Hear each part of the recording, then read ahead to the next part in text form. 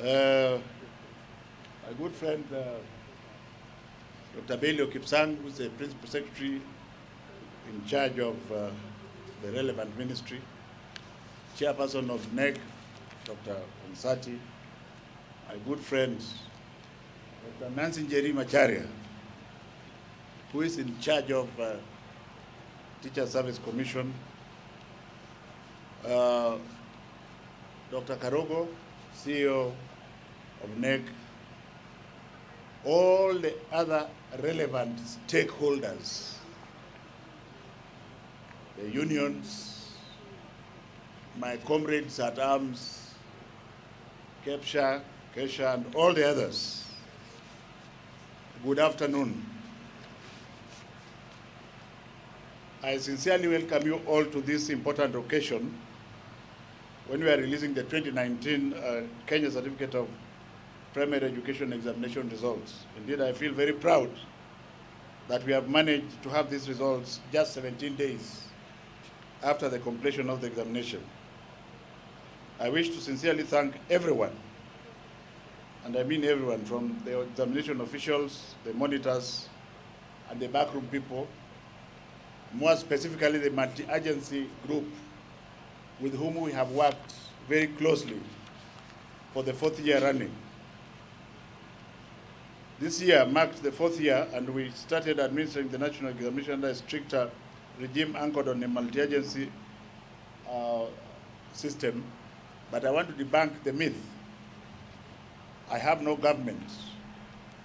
I do this on behalf of the Commander-in-Chief, whose name is His Excellency Uhuru Muigai Kenyatta, who is actually the team leader of all that we are doing in this ministry. We are at this function because he has given us the blessings to give this result to the public. On my own behalf and that of the ministry, I wish to commend once again the Ministry of Interior and Coordination of National Government, the Ministry of ICT, for the outstanding duties that they performed in order to ensure that the examinations are credible. I also wish to thank the special agents who have been at the center of this process, not to mention the gallantry of our teachers that has already been alluded to by Dr. Nancy Macharia. And I think yesterday, most people must have slept after 4 o'clock in the morning. That includes the chairman, Dr. John Onsati, and Dr. Mercy Karogo. Because unfortunately, I happen to be a slave driver. I cannot forget the most important constant, which is the class of 2019, our dear beloved children, that we have a duty to ensure are given what is due to them without unnecessary interference from adults like myself. Let me also not forget to mention the spirited involvement of the cabinet, my colleagues in the cabinet, all of them, at different times, took time from their busy schedule to ensure that they wished our children all the best, including the presidency, which in this instance was represented by His Excellency Dr. William Samoei RUTO. All other colleagues and stakeholders in government, the Chief Administrative Secretary, the Principal Secretaries, everybody, including the gallant Chief, who eventually, in the exam that is still ongoing, was able to help us to uncover many things that I will tell you next time I'm addressing you.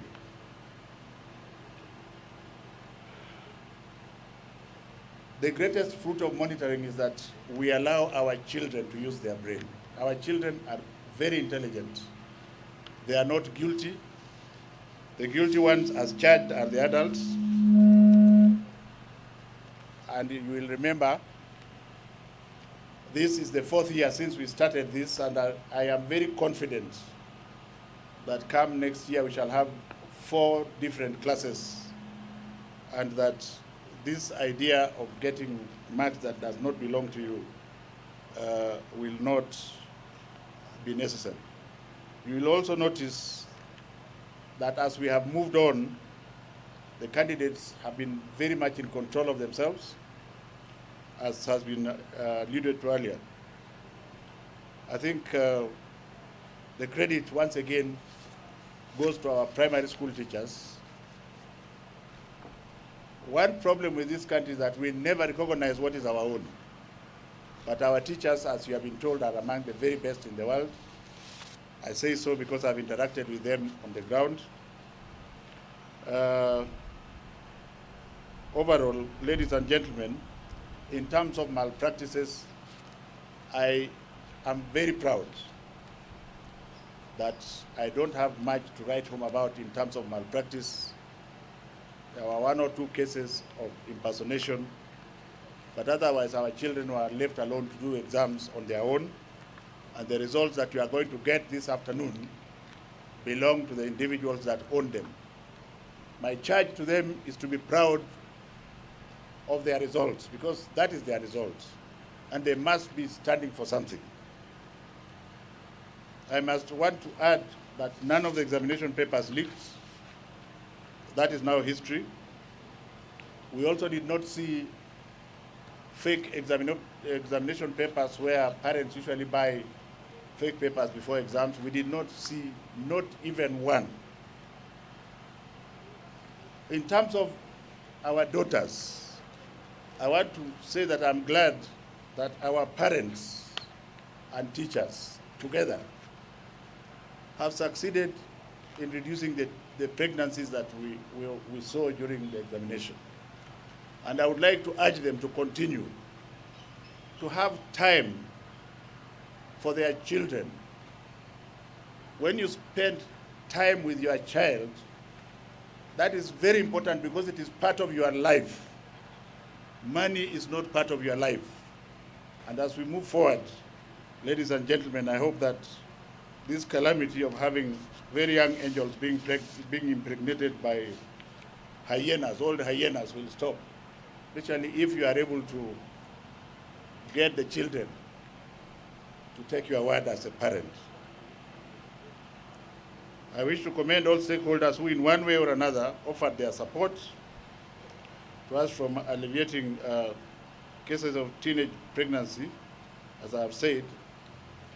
And apart from those very few teachers, may I encourage the bigger body of teachers, which is 99.99%, that please give the children your time also outside of the classroom. Because being in school is not just being taught a lesson. The bigger lesson is that lesson of life, which I think you are doing very well. In terms of 100% transition, we have assured our children that all of them, and I repeat, all of them, will have a place in the secondary school. The government, under the leadership of His Excellency Uhuru Muigai Kenyatta, has given us very firm instructions to ensure a fair, transparent, and very quick placing of these children, to the extent that by the grace of God, tomorrow we shall be on the ground, and by the 2nd of December, every child in this country should be able to know which school the child is going to. I wish to assure the nation that everything is being done to ensure that infrastructure is expanded in order to cater for the 100% transition. In this regard, the government of the Republic of Kenya, together with other external stakeholders, have put aside Kenya shillings 8 billion to improve infrastructure in high school and primary school in some 110 sub-counties, 30 counties. I want to give you my word that I will spend my time to ensure that the public gets value for that money. Ladies and gentlemen, the government of the Republic of Kenya, again in collaboration with some external stakeholders, will provide 9,000 scholarships Originally, we had intended to give these scholarships just to the 30 disadvantaged sub-counties. But in his wisdom this afternoon, the President has directed that part of those 9,000 scholarships must go to the slums of the inner cities. We shall therefore ensure that we get a formula whereby maybe up to 1/4, 1/3 of them go to the slums in Mombasa, in Nyeri, in Kisumu, in Nairobi, and what have you. Because the original notion was that perhaps Nairobi did not require to be assisted. And we have been advised that that is not the case. So we shall engage the stakeholder and tell them very firmly that until that is done, and I go back to the President to explain to him, we may not be able to move in that direction. And then there will be another 9,000 next year. And this will ensure that the weakest of the weak are supported to go to school without prejudice. With regard to the competency-based program, the competency-based curriculum program, I am glad to state that we have already printed 14 million books. Those books are being distributed as I speak, and I want to give my word of honor to the nation that by the 17th of December, all the books for grade 4 will be in the various schools. I assured the President this morning that come the 6th of January of next year, we shall have CBC rolled out in grade 4. I have no doubt in my mind that together with all the stakeholders in this country, we must deliver the competency-based curriculum as one government, as one people, headed by His Excellency the President. Ladies and gentlemen,